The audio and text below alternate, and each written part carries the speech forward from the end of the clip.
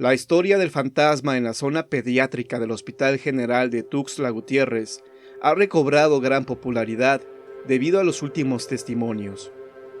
La noticia de su aparición tuvo alarde gracias a los medios locales, que indiscretamente publicaron las diversas murmuraciones que daban los trabajadores del lugar. Dicha noticia provocó entre la población actitudes completamente diferentes, aunque para la mayoría no fue más que un simple asombro. De acuerdo con las declaraciones, en los pasillos de aquel hospital, una mujer joven sube las escaleras y atraviesa la estancia buscando a un niño que llora.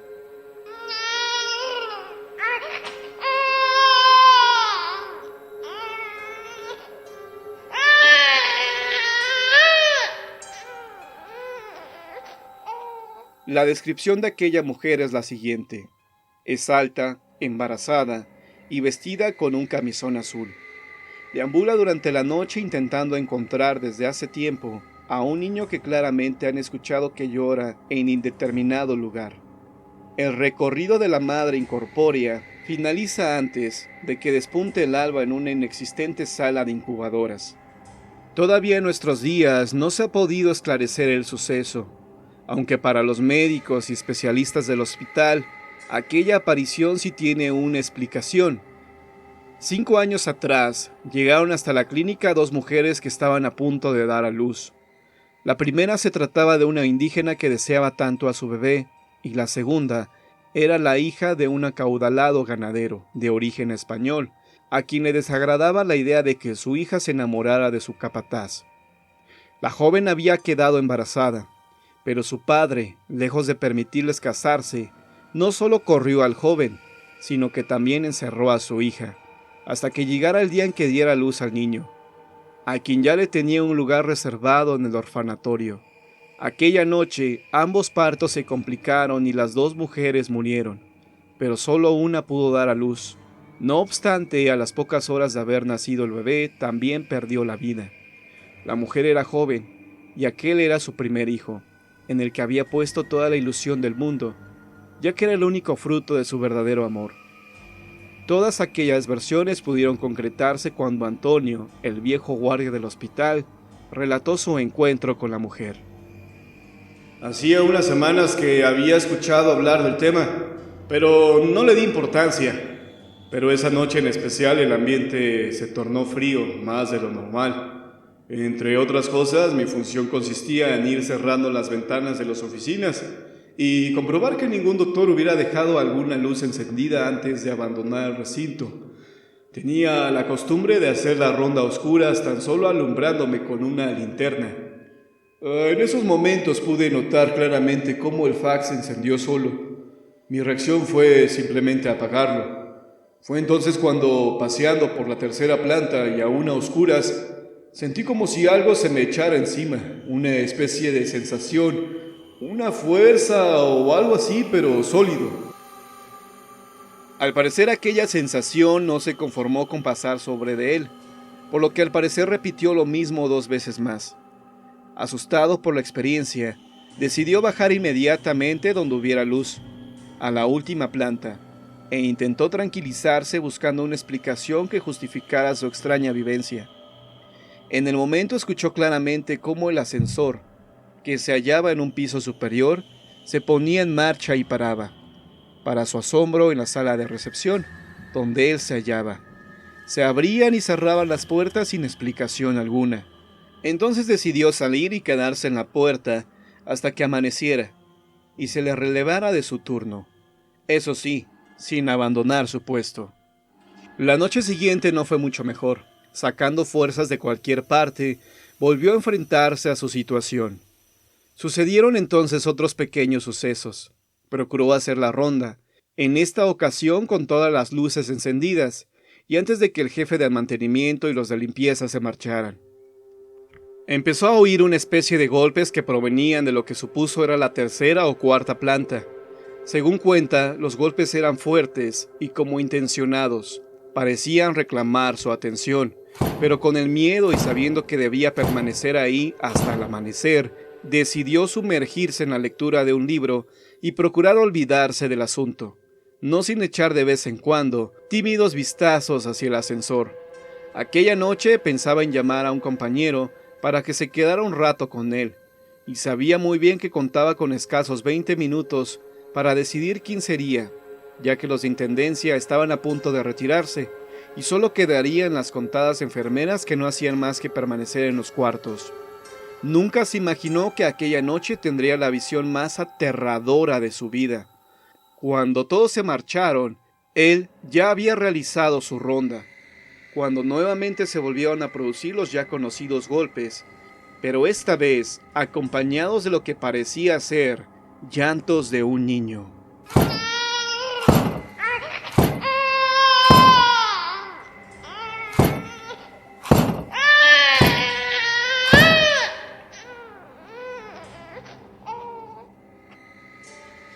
Su miedo ya fue considerable, pero no tanto como cuando vio deslizarse por las escaleras, momentos después, lo que parecía una sombra que se dirigía hacia él.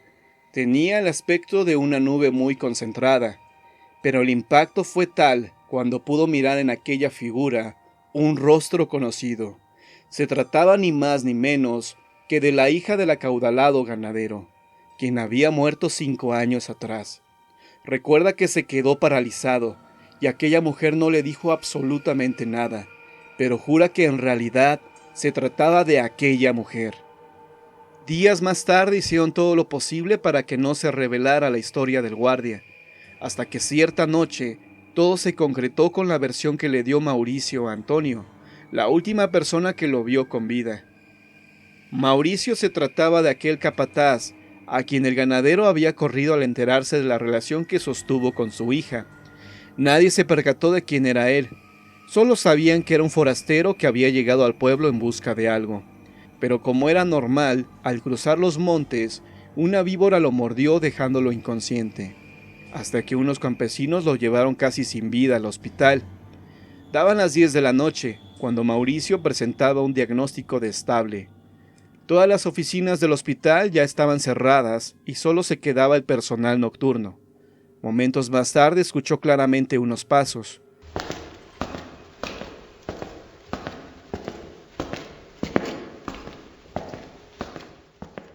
Pero se tranquilizó al mirar que se trataba del guardia, quien alumbraba con una vieja linterna. Mauricio sintió fuertes deseos de ir al baño, por lo que sin más se puso de pie como pudo. Pronto se desvió de su objetivo.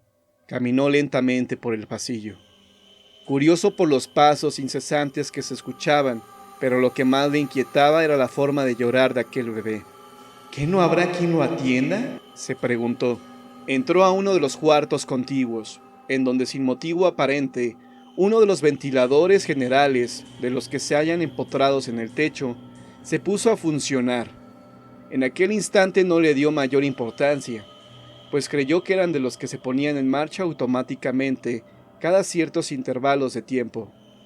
Pero más tarde se enteró que debían ser conectados desde calderas y que se conectaban todos a la vez. En esos instantes volvió a escuchar el llanto del pequeño.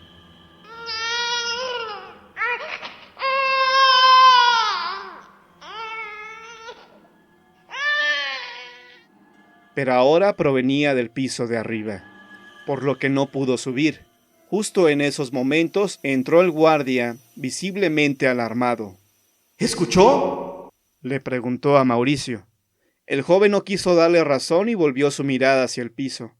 Pero antes de que pudiera pensar en algo, el guardia le aconsejó que escuchara lo que escuchara, no siguiera los llantos del bebé, ya que se trataba de un fantasma que deambulaba por el hospital.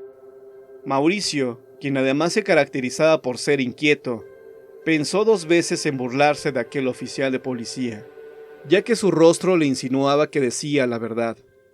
Ambos regresaron a la habitación del joven y fue ahí donde el guardia le contó la historia, asegurando que él había visto el rostro de la mujer, quien se trataba de la hija del ganadero, la cual había muerto en el parto 5 años atrás. Al escuchar estas palabras, el joven lloró sin consuelo, confesando que él era el padre de aquel niño. El guardia confiesa que todo eso le dio bastante miedo, y que probablemente la mujer se le manifestara al joven por lo que sin pensarlo 2 veces, se retiró de aquel cuarto.